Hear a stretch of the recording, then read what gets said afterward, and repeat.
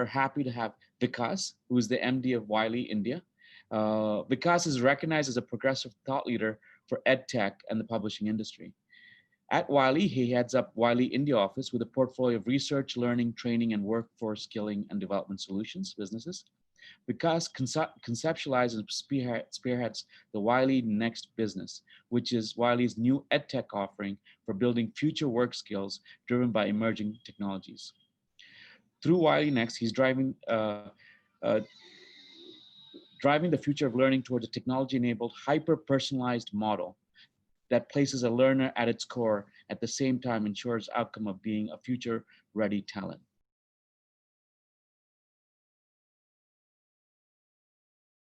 I'm the only one here who's actually not a doctor or has any knowledge of medicine. So I will take a much more, I think, the educational view about how you learn and share some data around what's happening and how technology is changing in the new world. So one thing I can start is that we are in a medical conference and people say data, data, and a lot of data discussions are going on. So people say data is the new oil, but for today I will say data is the new vaccine. So if you want any kind of vaccine, you need a lot of data. So data is the new vaccine. Oil maybe for some other conference, but for this conference, data is the new vaccine. So we are in a very interesting phenomena which is going on. We are in the age which I call is the age of continuous learning. So this is some data I'm sharing that somebody who joins a company and assume they are in technology, I'm not even talking about people in some other fields. We expect technology people to learn and they keep on learning because they are techies. But if you see here, joining, if you see in the bottom, they are the number of months in the job after they join. This data is collected for about 250,000 people in one of the top IT companies in the world. And they did this over a period of 4 years.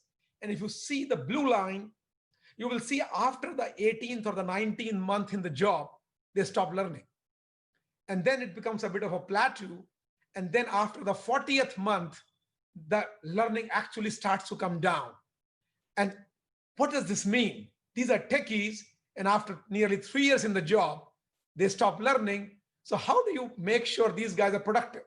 And that is where the challenge of learning is, the way it was.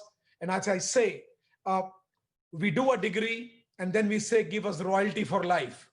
So royalty for life means I've done a degree. So whatever I do now, give it me for life because I've done this, but that doesn't work anymore.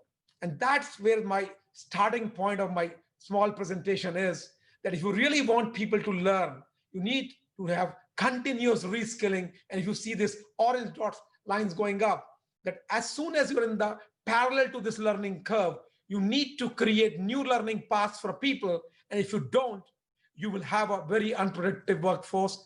The same is true in medical education. The same is true in technical education, or any education we do today. And the model needs to change. The way schools are run, it is still an 800-year-old model. The way we look at people needs to look at, can school run like corporations? And can you have a model where you look at students like customers and all the feedback you get and all the models you create about your consumers, can it be about the students? So that's another shift which needs to happen, that school needs to not run like trusts. They need to run like corporations.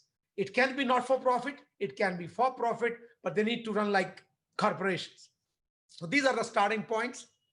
How AI is transferring healthcare or any other learning is, it is becoming more and more data driven. The way machine learning happens, that you need more and more data. The more data you have, the more easier it becomes for AI to come in. It reduces costs, it reduces failure rates, and it increases precision rates. I think this is something all the panelists before me have discussed. So I'm not the greatest expert to talk. I think Dr. David Lenneman had really shown it really works. So I will skip this part. So I'll take a view where Wiley worked with the University of Purdue about 4 years ago. And we said, let's do a project of immersive learning in a way that if I need to teach people skills and teaching people knowledge are two different things. we're in a medical conference today. And if I say to someone, I will show you a video how to do open heart surgery, say 5,000 times, that doesn't make you a heart surgeon. You actually really need to go and do it. And that's what the discussion item today is. So we said, okay, how we can do that using technology, and how can we do that remotely? Unless and until both of those things are possible, how will you expand the scope where you can do it anywhere in the world using technology? So the Purdue Next initiative, which I was leading from wireless side, created set of visual simulators to create oncology drugs.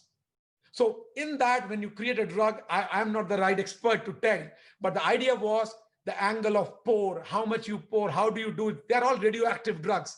So we were able to build a simulator which could run from anywhere in the world and multiple people using it at one time. And you could create a model where you are like a simulator model, create special oncology drugs for each patient. And that worked really well. So this was a starting point for Wiley. And what was Purdue Next became Wiley Next. Now, how we are doing Wiley Next is we are creating virtual simulators. The future of learning is virtual labs in any field. So how do you create virtual labs which can work in a way where colleges can come together, build labs in a few areas themselves, but lean on other colleges to use their labs, but collectively you create a model where you have hundreds of labs working together. And that's what we are doing in Wiley Next. Uh, you have seen what is happening in AI in CT scans. The data is not from one school.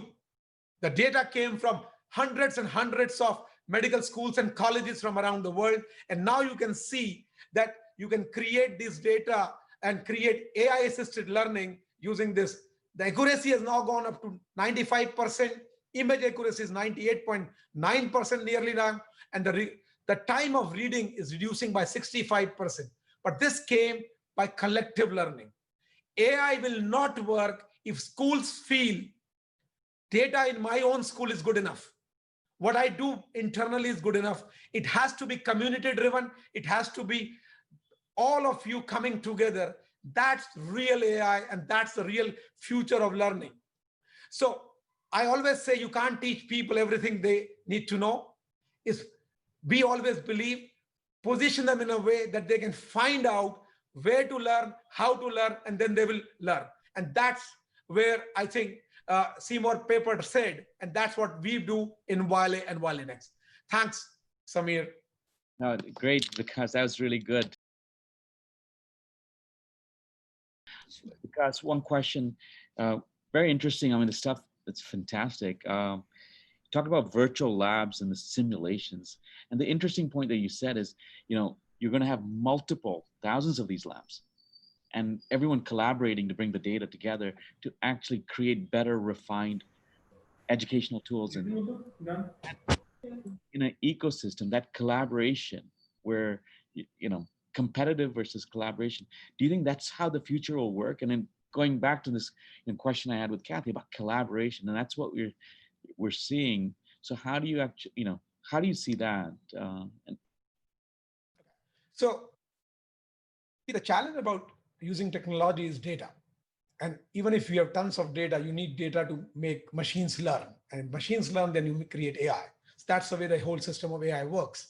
Yeah. The challenge is that it is a very institutional thing that data is privy to me.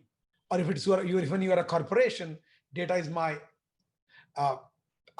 data is my energy. Data is the reason I survive. But the truth is, in raw form, it works and people can interpret it, but then how many of them actually can do? If you really want to make it bigger, everybody wants to set up everything in one institution. The challenge in that is, what are we achieving if it is virtual? If Dr. Balani says in these three areas, we are the best, and we will be the best labs in America in that area, and in a way that they will be available for everybody, but similarly, 50 other schools come and create a consortia.